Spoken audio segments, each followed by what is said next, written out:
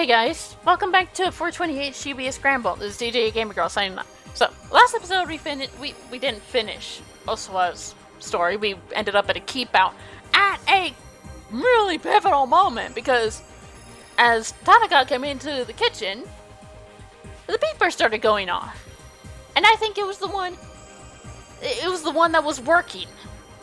Because of the look that Kajiwara had on his face. So either someone put a bug on Tanaka, or he's in on it. He's in on everything. Which I hope is not the case, because I like Tanaka. And that scene in the bathroom is still hilarious. Anyway, we're gonna be starting up Achi's 13 o'clock.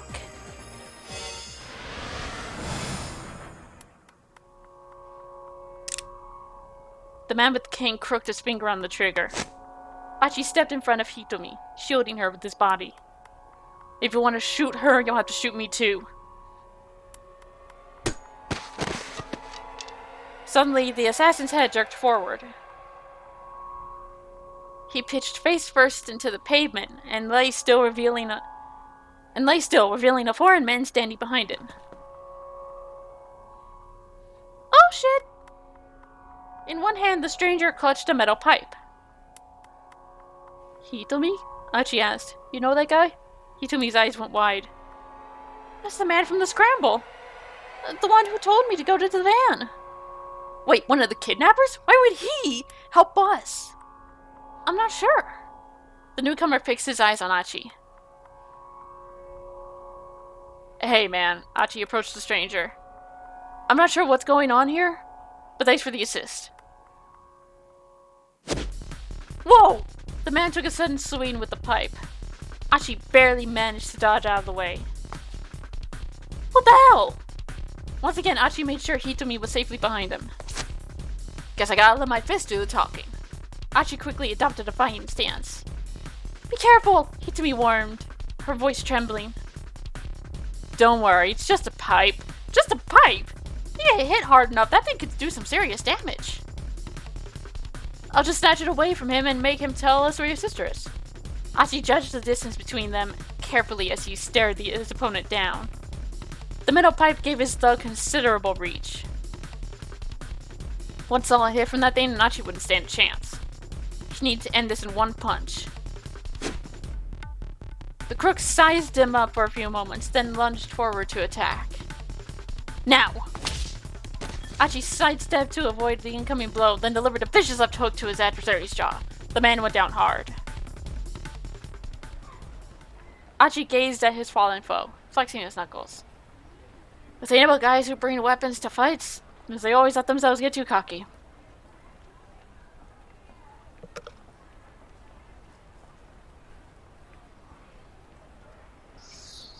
Skull. I think that says skull. He looked the guy over. The man had a tattoo peeking from one of his ratty sleeves. Come on, buddy, you can't just clock out just yet, Achi said. Get up, I got a few questions for you. He knelt on to grab the man by his collar. And the guy has a gun. This guy's not, amateur. You probably should have expected a gun, Achi. Halfway to his feet, the man pulled a gun from his breast pocket. Whoa! Didn't know you were packing heat. Achi took a quick step backward. The man's eyes brimmed with rage. He looked ready to pull the trigger at any moment. But he didn't get the chance. The man with the cane regained consciousness. Back on his feet, he trained his own gun on the foreigner.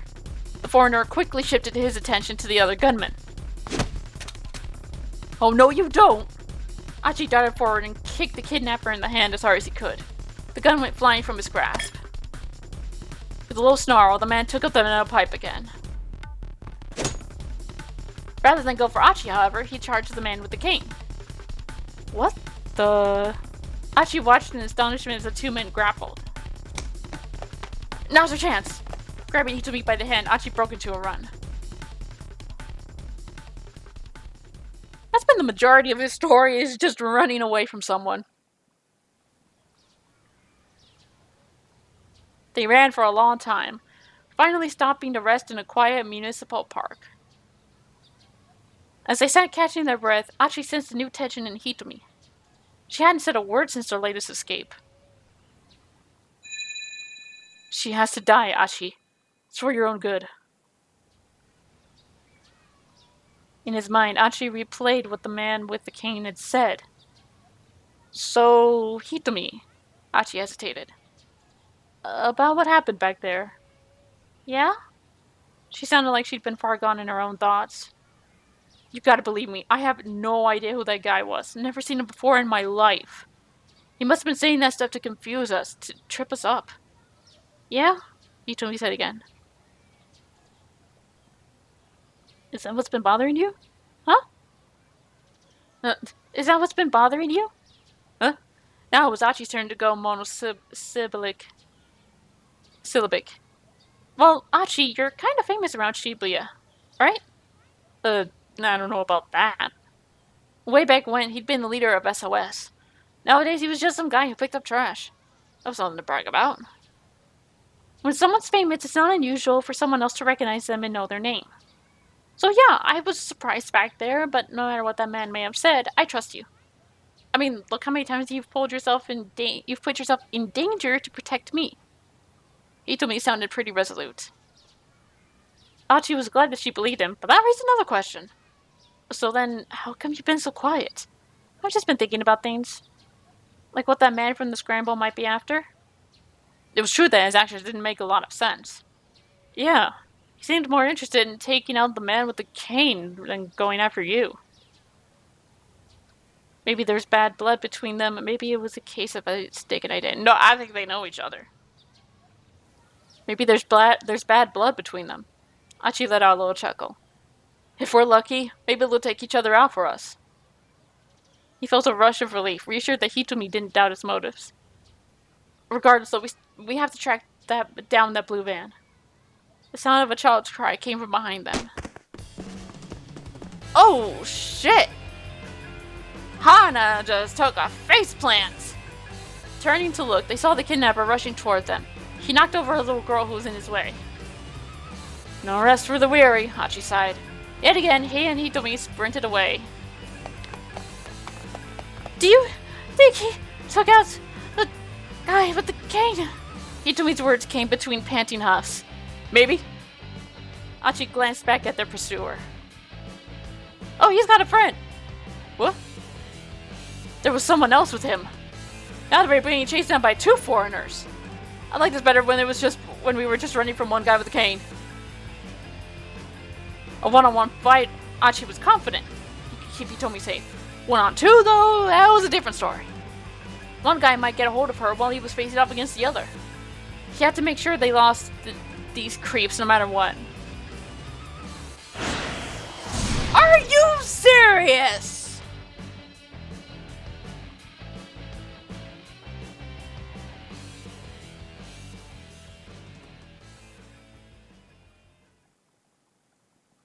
Alright! I guess Kano's the key to everyone else in this one.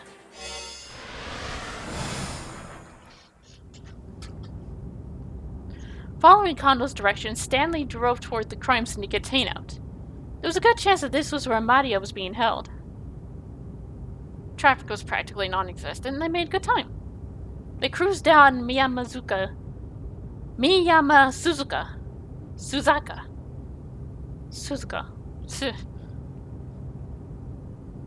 Then passed the train station towards Dogenzaka. All the while, the two men stared out the windshield, neither inclined to make conversation. They arrived at Shin Central intersection. Take it right here, Kano said. You nervous? Stanley asked as he made the turn. His own tone was calm and level. Kano gave no reply. If this syndicate really was holding Maria hostage up ahead, he and Stanley might wind up putting her in danger by showing up there.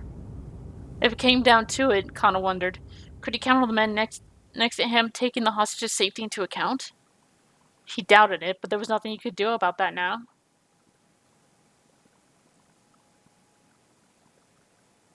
They arrived at the syndicate's hangout sooner than Kano had anticipated. It was a multi-tenant building in Tomigaya, southwest of Yoyogi Park. The ratty building looked like it might come crashing down in any minute. The Black Lodge sign out front looked deliberately ominous. Kano knew the place as a bar frequented by expats from various countries, as well as a hotbed of criminal activity. "I'll take points," Stanley said. "You back me up." He pulled a handgun from his suit pocket. It was a compact Glock, a model frequently used by the FBI or CIA. Glock. Yeah, that's the gun that I'm used to seeing. Glock 17, semi-automatic pistol developed in Austria for police and military use, notable for its incorporation of large amounts of polymer, plastic, in its design. A certain Hollywood film included a line of dialogue claiming that the Glock would not show up in an airport x-ray machines. But since the gun barrel itself is made of metal, this is assuredly not true. No way you could be sneaking this thing onto a plane. FBI, Federal Bureau of Investigation, an American investigative bureau established by the U.S. Department of Justice in 1908. Jesus Christ, the FBI has been around that long? Has authority in matters involving crimes that cross state lines, as well as threats to public order such as espionage and terrorism. Generally speaking, the FBI conducts its activities within the United States. The CIA, Central Intelligence Agency, one of the principal agencies of the U.S. intelligence community, reporting to the Director of National Intelligence. Possessing considerable budgetary resources and a vast network of highly trained personnel, the CIA carries out intelligence gathering and covert operations primarily overseas. In recent years, the organization has been devoting major efforts to counterterrorism, which is probably why he's here, if he's here on account of the CIA. Kano drew his own gun, and the two cautiously made their way inside. They immediately heard some sort of ruckus from beyond a wooden door at the far end of the hall. Someone is having a field day! Please don't let this be what I think it is, Kano thought to himself. Sweat beaded on his hand as he gripped his gun tighter. He heard the sound of glass shattering. This sounds like a freaking bar fight! Someone's having a field day! Then came the sound of something heavy falling to the floor. Maria! Ignoring Stanley's previous orders, Kano rushed ahead, kicked down the door, and stepped inside. He walked right into a massacre. There were nearly a dozen bodies sprawled out across the floor. He thought he recognized them all. The men who participated in the repeated attaché case handoffs. Each appeared to have been stabbed to death. Had these guys all turned on each other? No, that couldn't have been the case. None of these victims was holding a knife, which meant that whoever killed them must still be hiding nearby. No sooner had Kano come to this conclusion than he heard a muffled cry behind him. Stanley! The American was sprawled out on the floor face down. Kano rushed over and knelt beside him. Stanley was dead, stabbed through the back. Well, hell! Without an instant's hesitation, Kano stood up again, gun at the ready. He scanned his surroundings, but there was no sign of the killer. But that was impossible. Stanley had been killed mere moments ago. Someone had to be here somewhere. Out of nowhere, he felt someone press the tip of a knife into his neck from behind, right at the base of his skull. How? He hadn't noticed anyone coming up on him. There wasn't even anyone around. Nobody but the corpses scattered across the floor. Wait, the corpses? Kano hadn't checked them. Hadn't checked to make sure they were all really dead. With his last thought, he realized that that had been his fatal mistake. Bad end.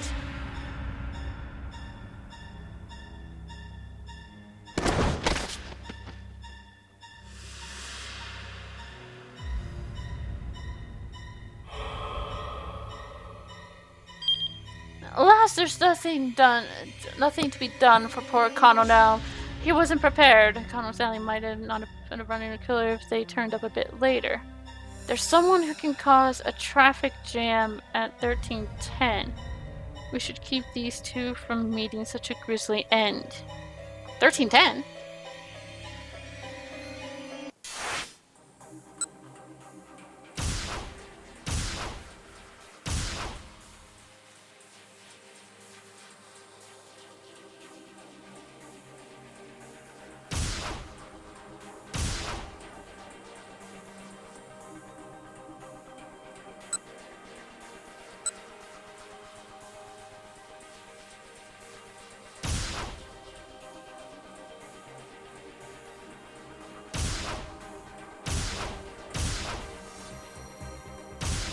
Osa?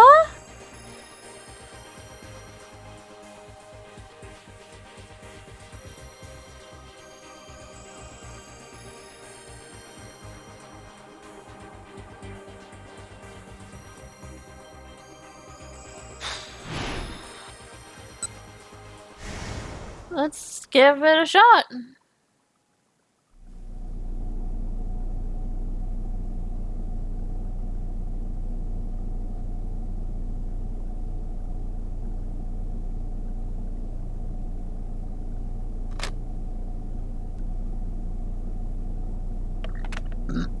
Excuse me, sorry.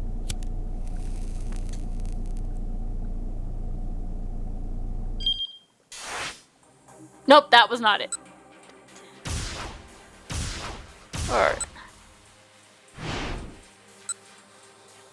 no, that'll screw up Tama.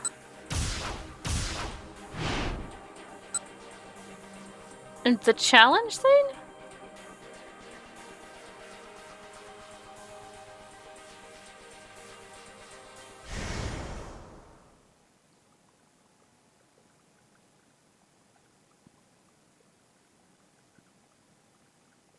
Let's play a rhyming game. No, that doesn't sound right.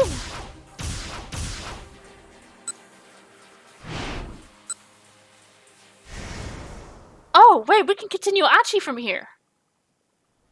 So, let's...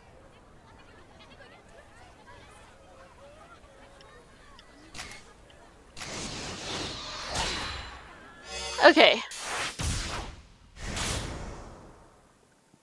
Maybe Achi has to do the traffic jam. As luck would have it, they found a crowd in their path, turned towards them. Excited voices rose up from the throng. Whoa, what's the deal? Something going on? It's a street fight! Yeah. Achi clutched Hitomi's hands good and tight. Whatever you do, don't let go. Without a moment's hesitation, he plowed his way through the crowd.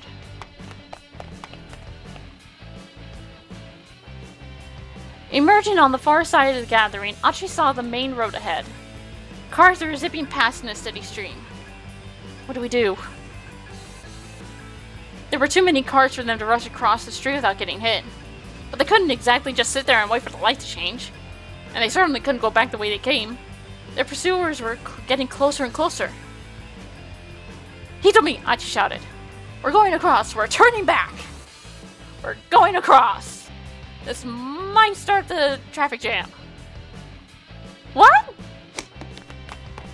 Dragging Hitomi by the hand, Achi darted out into the street.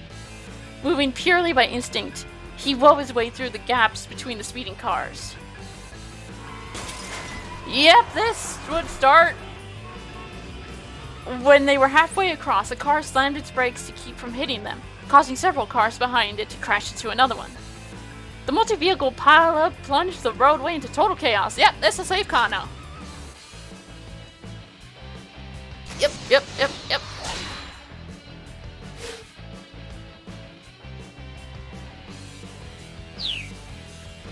In a matter of moments, the street was clogged with a long line of stopped vehicles. Achi and Hitomi's pursuers remained on the other side and did not pursue. Okay, that was crazy. Hitomi panted as she caught her breath. Oh, you know what they say. I don't feed her the devil's playthings. Hands. It's idle hands. Whatever, at least I got away.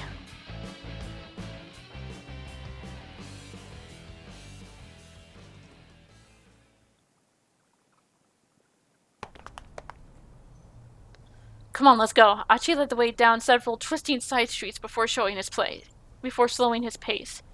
By now, Hitomi was slumped and panting heavily. He wanted to give her some time to rest, but if they just hung around, their pursuers might still find them. He looked around and spotted a multi-tenant building. The nearest door was open. Bundles of flyers were set out near the entrance. Flyers for Ottawa, the 22nd performance by the theater troupe Wandering Angels. It tells the tale of a man named Drew looking back down his 100-year life as a warrior. The performance features wire action as a major set piece with Ryu and his rival. Oh. I think I read that already. Achi peeked inside and saw piles of plywood and painted lumber. It looked like this was a storeroom for a theater stage prop scenery. We can hide out in here, he said. But... Hitomi hesitated, but Achi gave her hand a little tug. It'll be fine, there's nobody around. They stepped inside the storeroom and Achi quickly shut the door behind him. We should probably rest for a bit. There was a wooden platform set up beside a large piece of plywood. Achi picked up a magazine that had fallen on the floor and spread it out atop the platform's dusty surface. Here, now you can sit without getting your clothes dirty. Thank you. Hitomi quietly took a seat. We should probably turn off our cell phones, Achi said. It could be really bad if they rang at the wrong moment. The two powered off their phones. Achi took a cursory look around. It didn't look like there was any way in or out besides the door they'd come in through. There was a single window set in the wall, but it wouldn't open far enough to let them through. Ah! Oh, that's Hitomi. Hitomi let out a quiet gasp. Someone was outside the storeroom. Achi put his finger to his lips, and Hitomi gave a fearful nod. The window's frosted glass blocked any real view in or out. So long as they stayed quiet, they ought to be safe. Whoever was outside pressed their face to the frosted glass, trying to get a glimpse inside. The blurry visage of the foreigner who'd attacked them was dimly visible. Like the man with the cane before him, this guy was quick to catch up. The man pounded on the glass. Achi swallowed the lump in his throat. If this guy got in, they had nowhere to run. Achi turned to Hitomi. Let's hurry out the door. We'll be fine. Just sit tight.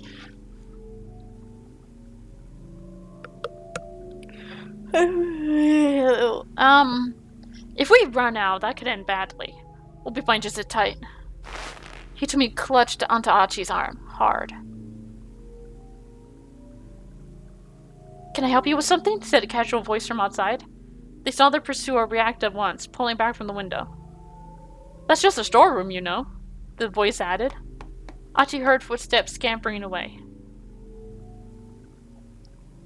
The kidnapper had run off. Achi had exchanged glances with Hitomi and let out a tiny sigh. Yeah, if we had left, we probably would be dead.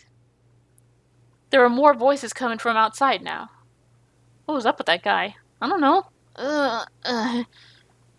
Whatever. Let's just hurry and get this stuff tidied up. Man, my throat's raw. It sounded like a conversation between two men. The storeroom opened and the men clomped their way inside. Tomonari Takaya and Taro Toga, two members of the theater troupe The Wandering Angels. Takaya is the Wandering Angels star actor, playing the lead role of Ryu in today's performance of Au revoir, the troupe's 22nd piece. Last night, he slept completely...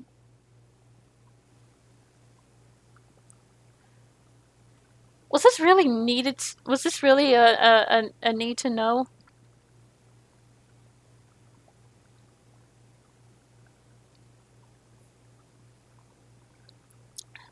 Was that really need to know? We don't need to know what he does in his private life. So what are we getting? And let's grab all those folding chairs over there. Yeah. The producer said we're gonna need a lot more seats all of a sudden. Mr. Odai said that. Going all out for the troops' last hurrah, huh? Beats me, man. In no real hurry, the men went about carting the folding chairs away. They didn't notice Achi and Hitomi sitting silently in the shadows. Ugh. Not to change the subject, but how come we're using a dry ice machine and not a smoke machine? Maybe that's why my throat's bothering me. Ugh. Yeah, it's pretty weird. Nobody's even operating it, and it's still drawing a ton of power. Think it's defective? Ugh. Achi and Hitomi waited for the two men to finish up. If they were spotted, it would probably cause a scene. And worse still, it might alert the men who were hunting them. Once they'd carried off the rest of the folding chairs, the men closed the storeroom door. The foreigner could still be somewhere nearby, though, so Achi decided they should hide out in the room a little longer.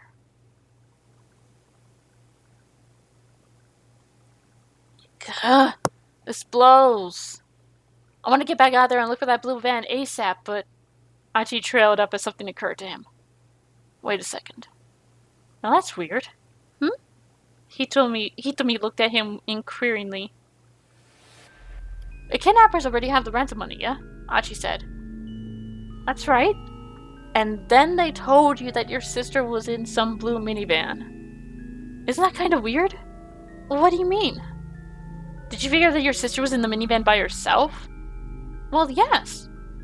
If one of the kidnappers were with her, they wouldn't need to send me to go get her. Right, Achi said. And yet, the fact that as soon as the kidnappers had their money, they could have just let Hitomi's sister out of the vehicle and just run off. There was no point in sending Hitomi to fetch her personally. A look of revelation dawned on Hitomi's face. Oh! That minivan had already left Oganzaka, she said. And it came back while we were there waiting for it, Achi finished. He thought back to his earlier run-in with the blue vehicle. So then inside that minivan, there had been a bunch of foreigners inside, which meant the kidnappers had been trying to ambush Hitomi. And they had no intention of giving her sister back. They told her that her sister was in the minivan to lure her to it. And the kidnappers had been lying in wait inside. Do you think they were trying to kidnap me too? That's it! Achi clapped his hands together. Then they'd let your sister go and demand a ransom for you. And then they'd make her deliver the ransom money for your release. They'd be able to get, like, if... Achi? That's not how it works. It seems a little far-fetched. Oh, yeah, I guess you're right. Now that she said so, Achi realized it was kind of a ridiculous idea. Still, what if the kidnappers really were trying to kidnap me? Hitomi said. As in, like, they accidentally had abducted the wrong twin? I mean, I guess that would have been easy to botch up. That would imply that they wanted me, specifically, not my sister. Hitomi paused briefly in thought. Maybe you're hotter than your sister or something, Achi suggested with enthusiasm. Really? Hitomi shook her head. That can't be it. If anything, it's the other way around. Compared to my sister, I'm just... Whoa, hey, stop right there. Achi had to interrupt her. You're not just anything. Please don't. I am. I'm just... Tears had welled up in Hitomi's eyes. Why? Why does this have to happen to her? Why not me? Whoa, hey, come on, don't cry. Sorry. Cheer up. It's like that song says. Don't just stand there, wipe those tears away. That one. You know what? Is that Aya Kamiki? Yeah, that's the one. Put your hand in mine, every single bee's a light. Huh? You know, every single bee's a light. Hitomi let out a giggle. Everything will be alright. You got the lyrics wrong. It's everything will be alright. Right. Yeah, I guess that makes more sense. I guess. Achi's mouth curled up into a sheepish smile.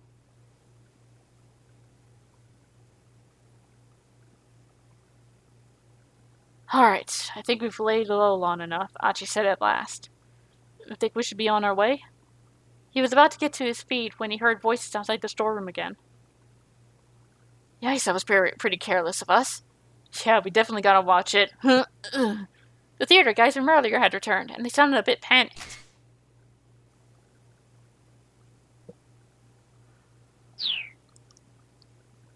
Heard folks have been messing with the storeroom a bunch recently. Yeah. And did you hear who's behind it? Some juvenile delinquents? Like again? Wow, that takes me way back. Alright, let's hurry on back. Achi rushed over to the door. He tried turning the knob, but the door wouldn't budge. Oh, come on, are you freaking kidding me? He paced frantically around the room, pulling at his hair. We're locked in! And that door was the only way in or out. Achi and Hitomi were well and truly trapped inside the storeroom. This is all my fault, Achi said. It was my idea to hide out here in the first place. He bowed to Hitomi repeatedly. We're never going to be able to find that blue minivan now. Guess we'll have to get someone on the outside to help us, Hitomi replied. She scowled thoughtfully. They powered up their phones back on in order to call for help. The big question was, who they could possibly ask? Hitomi, anyone you can reach out to? Mr. Tanaka, I suppose? Tanaka, right. The suggestion didn't exactly throw Achi. He had no idea what this Tanaka guy was like. Hopefully he was the dependable sort who'd actually show up to rescue them. But somehow that thought made Achi feel even worse. Achi had someone he figured he could call, but he hesitated, uncertain. There had been a time when he trusted this guy more than anyone. They'd bailed each other out of countless jams. Nowadays, though, things are different. Hitomi gave Achi a puzzled look as he sat, lost in thought. Right, I guess I don't have much of a choice. Achi scrolled through the context list on his cell phone. He found a name he had thought he'd never call again. Susumu.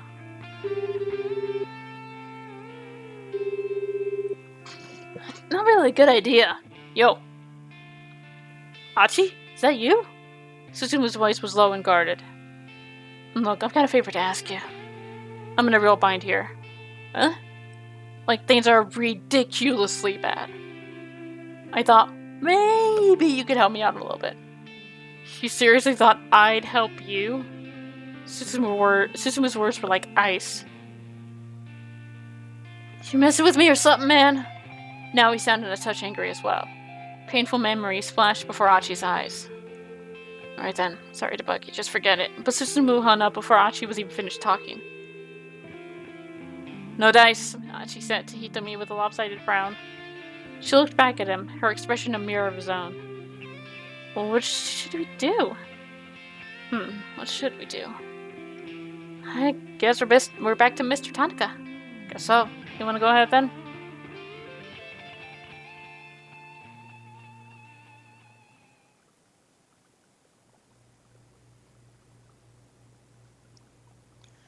Hitomi tried calling him repeatedly, but Tanaka didn't pick up. What could have happened? She muttered under her breath. Do you think maybe the kidnappers found out that Mr. Tanaka and I have been in contact? Achi shrugged. It looked like they were just going to need to find some way out of here on their own, and then maybe look for the minivan themselves.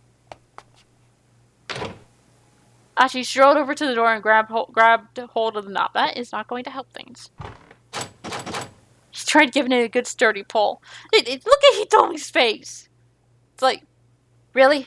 It's locked. Did you honestly think it would open if you pulled hard enough? Ugh, no good. The thing won't even budge. That door opens outward. Wait, really? Achi tried giving it a push. It still didn't open. He kicked it. Oh! The door wasn't nearly as sturdy as Achi had expected. I think I can make this work. He backed up to get a running start, then kicked the door with all his might. Hey-ya! The door went flying off its hinges. I'm pretty sure you didn't mean to do that. Aw, man, that was way too easy. Achi stepped cautiously out of the storeroom. He quickly scanned the surrounding area. There was nobody in sight. Looks like we're in the clear, he called. But Hitomi didn't come out, nor did she reply. Hitomi? She had her phone in hand, apparently still trying to get in touch with Tanaka. With a tiny sigh, Achi leaned against the wall and waited for her to finish. Well, doesn't look like we're going to have any luck, she said. You know we can leave now, right? You still holding out hope for your Mr. Tanaka? It's not that. I'm just a little worried. Oh, yeah? Okie dokie then. I'm just, wait around here. Okay, I'll be right with you. Uh-huh. Achi shuffled his way back outside. Ooh! Oh, crap. By the time Achi could finish processing the thought, he was already laid out on the ground. His jaw hit the asphalt hard. He bit the top of his tongue clean off. A taste of blood filled his mouth. A moment later, he took a sharp blow to the head. He was done for. All the energy drained from his body. His mind whirled. His vision grew hazy. He began to drift from consciousness. Back when he'd run with Susumu and the others, he'd never left himself exposed to a surprise attack. There were plenty of times when he'd taken a punch that sent him reeling, only to spin away and come back swinging. This time, he hadn't even seen it coming. It was his last mistake. Guess I let myself go soft. Achi grimaced inwardly, muttering in a voice no one but he could hear. Hitomi, I'm so sorry.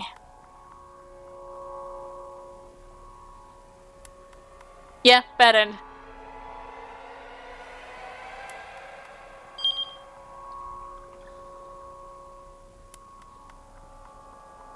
Okay, so this depends on Osawa. Because... yeah. This has to do with Osawa. But Osawa is... oh. Wait, where's the keep out?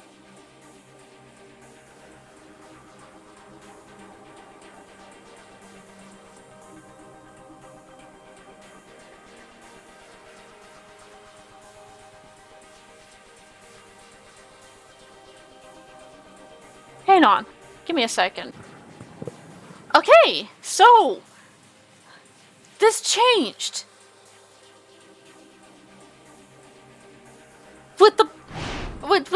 When the bug tracker starts up.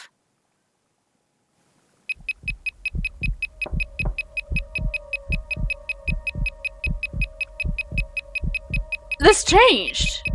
Instead of like saying outright that that's broken, he gets a call about Kano. Kajiwara gets a call about Kano.